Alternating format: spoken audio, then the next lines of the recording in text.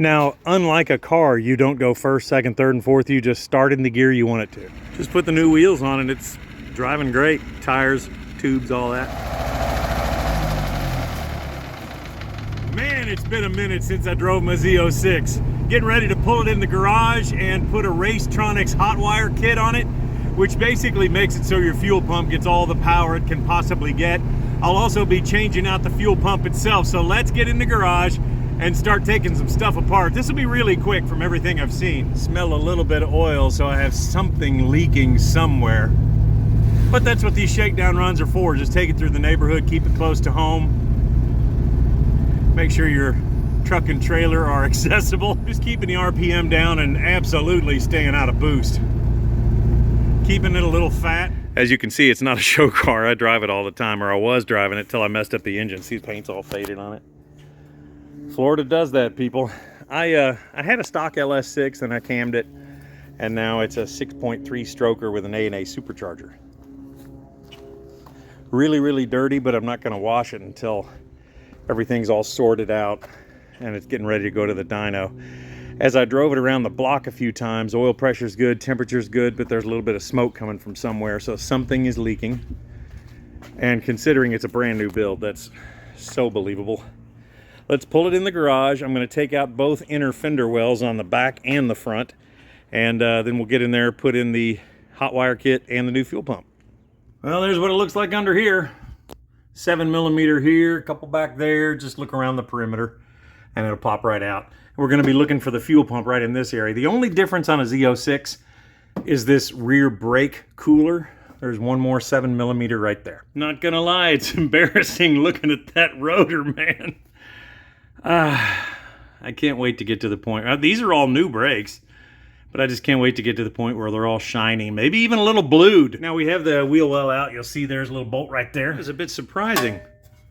Had a 10mm out here, and then the other side was a 13. I think the reason the other side was a 13 because see that other shield right there? All the bolts on its perimeter are 13, but you don't have to take that one out. You just take one 10mm and one 13 over there. That's where we're messing with right there. That's where the fuel pump's going to go in. If you have an 04, it's actually on top of the pump, and that does make it more difficult. But 97 to 03, you're cool. You're right down here. You might as well clean out that area right there. See all the stuff down in there? And now you're about to see the brutal truth of behind the scenes. That's what my car looks like. Front's going to be a little easier. See this panel right here? It's the only thing that has to come out. Once those are out of the way, you're going to look right back into this rocker all the way to the back. I gotta say the front brake rotor looks a little more impressive. That's how they all are, but see, I got new studs and everything on there. Let's get that panel out. See what I mean? See that hole right back in there? That's it. Also, if you've never been up in this area, let me turn on the light here. If you've ever wanted to do a tick master cylinder conversion, that's it right there. You get to it right here. It's very easy to do. Don't get convinced that it's a huge operation. That other hose I have running through the side there is going to the gauge inside for the blower, for the boost. Yeah, I've had that tick on there for about 2 or 3 years now. I like it. Well, there's the thing we're talking about. There's the part number. As you see, it stops at 2003. Don't think it's going to fit on your 04. Let's see what we can do here. It's really straightforward. There's a huge relay and a couple plugs that just kind of, you'll disconnect your fuel pump plug and one end goes into this and the other end comes, it's very self-explanatory. And instructions right there, and even zip ties and silicone lubricant. Anyway, this will go up toward the front as evidenced by that really big lug right there. So you'll notice by looking at this that all the really big stuff is on this end of the harness. And this basically, as you go toward the front, there's just this little fuse. See? Little 20 amp fuse and the power. So we're starting in the back wheel well and going toward the front of the car. let's put it on. I got to get a hanger, straighten it out, and start from the back and move forward. Okay, fished it up through this area. It went right through there, man. I don't know how much you can see there, but boy, it was very straight through. I'll route it more directly here in a second. But anyway, I saw somebody do this the other day in a video. They just removed this tank, and I'm going to do that for now too. It's washer fluid, and it doesn't work. I'm going to save it because I know me, and I know alcohol injection. I just know me. So I'm going to take it out for now, but I'm going to save it. Bonus, dude, I have a ground right there after taking the tank out. I'm going to clean up this area. Then I'm just going to mount the 20 amp fuse right here and then run the lug right there. Perfect. A little bit of a sidebar here. The guy I got the blower set up from, I got it used, saved a whole lot of money, had 2 separate new fuel pumps that he did not quite decide on, and he threw it in with the deal. This one from Racetronic says 255 in there. I'm assuming that's not liters per hour, but I will be looking at the part number. And the other one that I have is a one that says 525 liters per hour. Universal E85 ethanol if I want to. But I'm just going to look up both numbers and see which one does more efficiently. And that is the one that will go in the car. Now that was pretty easy. Took the fuel pump relay out, just ran a wire from one terminal to the next, little jumper wire. And there you have it. Key has to be forward. But I have a 5-gallon jug here. All this gas, since it's a bit older, is just going to run in my tractor. We'll fill it up with 93 shortly. Once the pump's in and tight and not leaking. You can hear that pump just free flowing. Gonna have a bigger one in there soon. If you are wanting a clearer picture of what I did over here. See that one to that one? It's right where this used to sit. And I'm just bridging from the, well, you can see there. It gives you a pretty good shot, doesn't it? Just bridge those two, turn the key forward, and get ready for a crap ton of fuel to come out of there. See how that pulse is slowing down a bit? It was totally filling the line. Now as it comes out, reaches the ridge, a little bit gets over, a little bit gets over. Then as we get down here, see what I mean? We're getting toward the bottom. I'm watching it closely because I will be turning it off as soon as it's out of fuel. I don't want to burn it up. Okay, we're back to the back. Those bolts are 7mm like the ones that were on the inner fender liner. Got a lot of dirt down here that we're going to go ahead and vacuum out of there. It's kind of crunchy, but it's coming out. Because you do not want that going in the tank. Oh, and by the way, if you think you're going to use this, it only works on 3 of the bolts, or screws. Rest of them, ta-da! I was going to leave this on there, and then I just thought, man, it's like 3 more bolts. Because look at all that. You got to clean this. That's nasty. Some of that 2001 dirt. Now, I know some of you guys are starting to go, oh crap, it's wiring. Dude, this could not be easier. Take this plug loose right here off of it. You'll leave that yellow part and the blue part. See how one of them's female, one of them's male? Well, that one right there slips over that. The other one slips into that. Then there's one more ground wire. As you're putting these back in, put it through that and you're done with the wiring. I'm not going to do that yet though, because I still have to put a fuel pump in there. And these have the quick releases, so I got to go grab my tool for the lines. You may have seen some of these critters on the shelf at your local store. Looks like this is the one we're going to use. We pop it off there. And we slide it. Goes up over that. See what I'm doing there? Slides up over the line. Get that wire out of the way. Now we press this in a couple times really hard, and then pull this back, and that will come right off. I got to do it with 2 hands, so I'll be right back. This is also a really good time if you're not good with memories. Just take a little video, a couple snapshots there. Mine's green on top, blue, and then the one on the bottom, it doesn't really matter because it's the third one. 2 more left to undo. You can see it's starting to weep there a little bit, so put my bucket down there. While I have drained out a lot of fuel, some of it will still come out.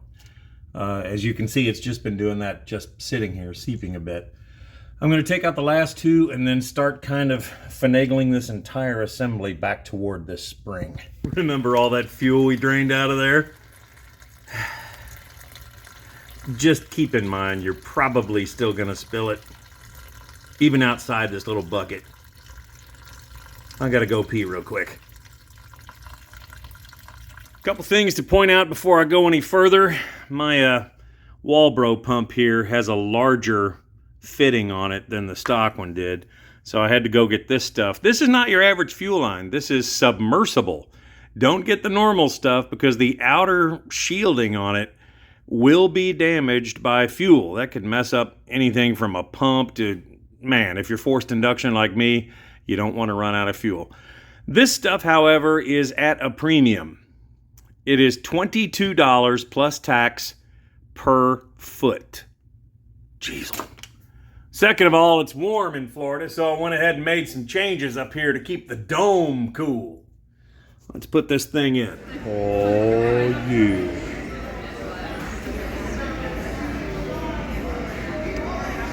You know, pizza gives you energy. Allows you to get projects done on your Corvette. Okay. Everything's all assembled. It's sitting back in there. All we really have to do now is just hook up those lines. And if you'll see the little green splotch, blue splotch? Pretty much showing you where everything goes. There's even a black mark on the bottom. And see the black tape on there? Very easy. When I told you earlier there's a little bit of wiring left to do, all you really have to do, this is going to go here on any of the bolts, but I'm just going to put it up here because it's closest to the plug. Then this plug will go in there and blah, blah, blah. See, I told you, quick and easy, male to female, female to male, and you have your little ground wire right there. It's even the right size for the screw to go through it. You'll see up here we have our relay. I saw another video where the guy had all of the extra cord here and he like wrapped it up under the hood. Why not coil it up here, stick it up behind here somewhere where you don't see it? Because his will forever be there. And we can just jam this back in the little nook and cranny here and you'll never see any of it. And under the hood will look better. Alrighty, we're back in the front. This little bolt right here is left over when we had our washer reservoir, windshield washer reservoir here. It's not going back in because it wasn't working and I don't know. Anyway, there's a stud right here. The front part of this kit has a 20 amp fuse and that's going to go right on there. I'm just going to tighten it down. I'm going to have to drill that out just a little bit. And then the other part of this, stuck down in here, is that lug. It's going to go right on there. Make sure the battery's disconnected. It already is in my case here, but remember to do it on yours too. Because you could always, once this is hooked up, you could have a wire in the back hit something and zap, and it could do all kinds of interesting things. That's my 6.3. That's its new friend. Okay, we got the lug on the back. We have that bolted down. Now you kind of have to, since this has a metal bracket, you kind of have to bend it up so the fuse will fit under it.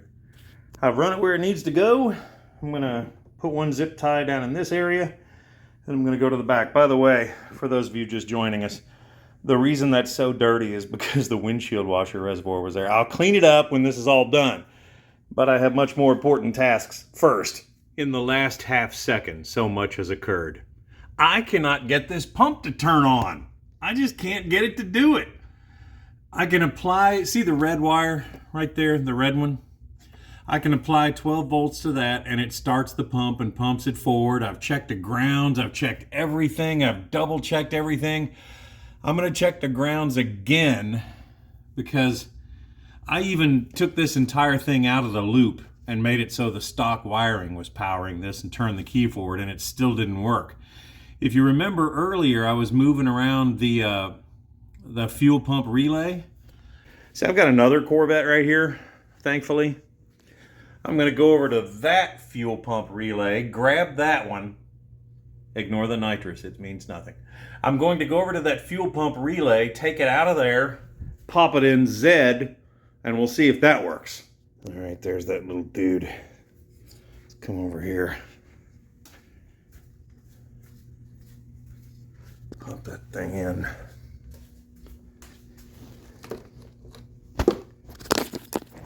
that one in. Now, oh no, you didn't. Oh, I can see it. Come on now. Now that one was placed this way in the other car. See if that thing works. I've been charging the battery all night, 2 amp. Okay, that's in place. Let me turn this forward and see if I hear a pump. That sounded like I heard a pump, but it's kind of hard to tell. I'm going to put the phone down here and you guys tell me what you see or hear. Turn this key forward.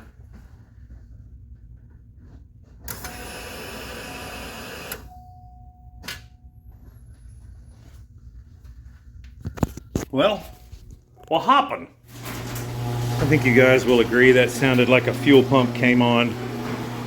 If that was just a relay, wouldn't that be weird? Let's get in here and see what's up. Do that. That sounded like the pump's working.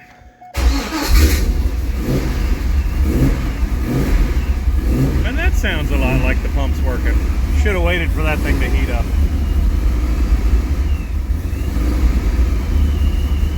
I'll be damned. It's a rare thing for a relay to not work on the cars that I have. Let's look down there. We have a good charging rate. Make sure it's in neutral. Got about a half tank in it. Great oil pressure. Everything is acting the way it should. That is so weird. You see I got it running a little fat with that blower out there. It's not been tuned yet, but now it can actually get tuned. That's good stuff. Wow. There you have it, man. All I have to do is put that back in and that thing right there and a little trim piece around the fuel tank, but that's all. I'm still going to change the injectors. They're 60 pound now, but I'm going to 80, the 1000 cc.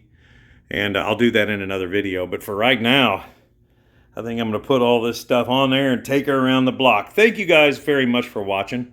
I know this has been kind of sporadic posting of stuff, but I've got so much more stuff coming up to do with all these other cars. You guys have never even seen this one. Yeah, good stuff. Thank you guys.